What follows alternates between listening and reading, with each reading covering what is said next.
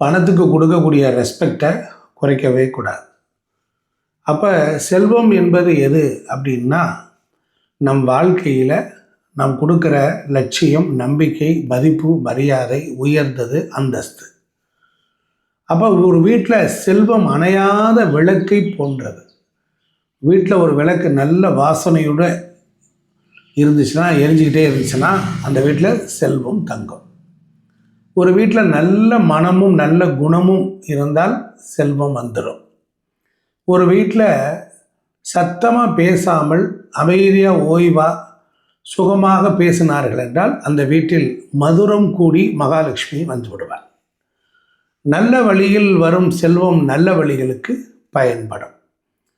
அதனால் பணத்திற்குள்ள ஒரு மாசு இருக்கும். அதனால் சம்பாதிக்கிற பணத்தில் ஒரு சிறு சேமிப்பு பொது நலத்திற்காக.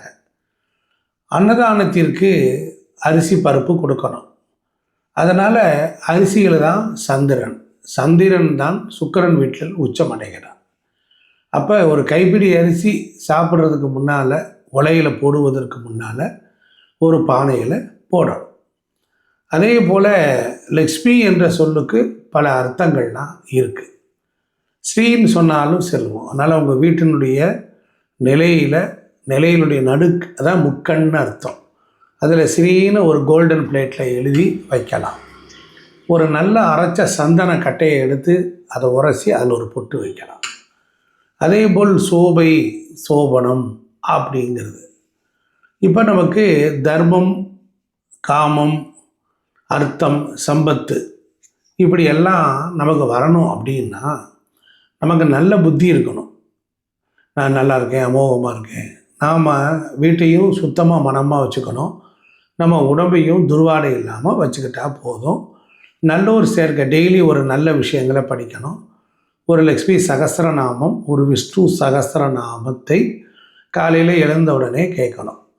மகாலட்சுமியினுடைய பெருமைகளை சொல்லக்கூடிய விஷயங்களை வீட்டில் ஒலித்தாலும் ஐஸ்வர்யம் வரும். அப்போ புத்தி நல்லா இருந்தால் ஐஸ்வர்யம் வர ஆரம்பிச்சிடும். பணம் வந்து விட்டால் நமக்கு கீர்த்தி உண்டாயிடும். கீர்த்தி உண்டாகிவிட்டால் இந்த மூன்றும் சேர்ந்து சித்தி என்கிற வெற்றி கிடைச்சிடும். இப்போ நம்முடைய பூர்வ கர்ம வினைகளுக்கு ஏற்ப தான் வாழ்க்கையில் வசதியும், நம்ம கர்ம வினைகளை அனுபவித்து முடியும் போது நாம் செய்த பூஜா பலன்கள் கை கொடுத்து உதவி நமக்கு நல்ல பலனை அளிக்க செய்யும். அதனால் பாருங்கள், ஆதிசங்கரர் ஒரு ஏழை பெண்மணிக்கு நெல்லிக்காயை கொடுத்தார். அதுக்கு பேர் கனகதாரா அப்படின்னு பேர்.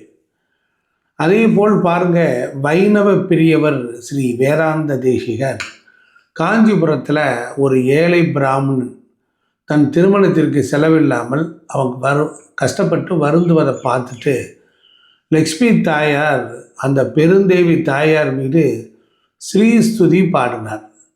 உடனே தங்கமணியை பொழிய செய்தார். ஒழுக்கமாகவும் ஒரு பக்தியாகவும் நன்றி உணர்ச்சியுடன் விசுவாசமாக இருக்கிறவங்களுக்கு கஷ்டம் இருக்கும், முடிவில் நன்மையே அமையும். அதுதான் இந்த கதைகளில் தெரிகிறோம். நரசிம்மர் அவதார காலம்னு ஒரு காலம் உண்டு. அந்த காலத்தில் பெருமாள் பிரத்யட்சணமாக வெளிவருவார். பிரகலாதன் தன் முன்ஜென்ம கர்ம பலனால் நெருப்பில் தள்ளப்பட்டான். மலை மீது இருந்து சமுத்திரத்தில் தூக்கி வீசி எறியப்பட்டான். கொடிய நாகத்தினுடைய கடிக்கு ஆளானான். இருந்தாலும் பாருங்க, பகவான் ஸ்ரீமன் நாராயணன் மீது பக்தி கொண்டதின் காரணமாக கர்ம வினைகள் எல்லாம் அவ்வப்போது கலைந்து பகவானால் காக்கப்பட்டார். இந்த கதையிலேருந்து என்ன தெரியுது?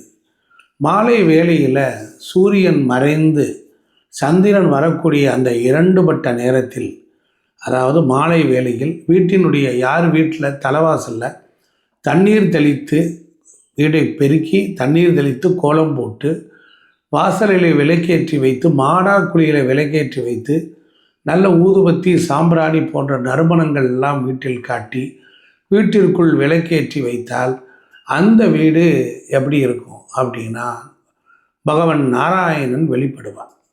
இதுதான் நரசிம்ம காலம்னு பேர். அதனால் செல்வத்துக்கு என்னான்னு பேர்னா, செல்வத்தினுடைய தன்மை என்னான்னா நிறைய பேருக்கு தெரியல. தானம் கொடுக்குறவங்கள நோக்கி செல்வம் வந்துக்கிட்டே இருக்கும். செல்வத்துக்கு தானம் என்ற பெயரே உண்டு. ஒரு அனுபவம், நாசம், அதாவது தானம், அனுபவம், நாசம், இந்த 3 வகையான கதிகள் ஒரு மனிதனுக்கு இருக்குது. அப்போ ஒருவருக்கும் கொடுக்காமல் தானும் அனுபவிக்காமல் யார் ஒருவன் இருக்கிறானோ அவனுடைய செல்வம் நாசமடையும் அப்படின்னு பெரியவங்க சொல்கிறாங்க. அப்போ தனம், தானியம், பசுக்கள், புத்திரர்கள், பத்தினி, பந்து, மித்திரன், கிரகம், வீடு, பூமி, அதுக்கப்புறம் ஜலம், அப்புறம் ஆரோக்கியம், சுமனஸ், மதுர வசனம், நல்ல மதுரம் இனிமையாக பேசுறது, சேவகன், சேவை செய்தல், நல்ல ஒரு எஜமானத்துவம், அப்புறம் ஒரு நல்ல குரு கடாட்சம், இந்த 16 செல்வங்களும் உங்களுக்கு கிடைக்க வேண்டி வருகின்ற ஒவ்வொரு வெள்ளிக்கிழமையும் அதிகாலையில் எழுந்தவுடனே நீங்கள் நான் நல்லா இருக்கேன், அமோகமாக இருக்கேன், நான் ஐஸ்வர்யத்தோடு இருக்கிறேன், நான் நல்ல ஆடை ஆபரண வசதியோடு இருக்கேன்னு நீங்கள் ஒத்துக்கொண்டாலும் போதும். ₹1 கூட நீங்கள் பயனுள்ளதாக செய்யலாம். ஒரு ₹10 எடுத்து ஒரு கரும்பு சர்க்கரையும் அரிசியும் கலந்து நல்ல மரங்களின் வேர்களில் தூவி விடுங்கள். பல எறும்புகள் சாப்பிட்டு ஆசீர்வாதம் செய்யும். அதனால் லக்ஷ்மி கடாட்சம் எல்லாருக்கும் கிடைக்கக்கூடியது தான். நாம் நம்ம தகுதியை வளர்த்து கொள்ளணும். அறிவால் வளரணும், புத்தியால் நிர்பலணும். இப்படி செஞ்சு பாருங்கள், கண்டிப்பாக வெற்றி நிச்சயம். நன்றி.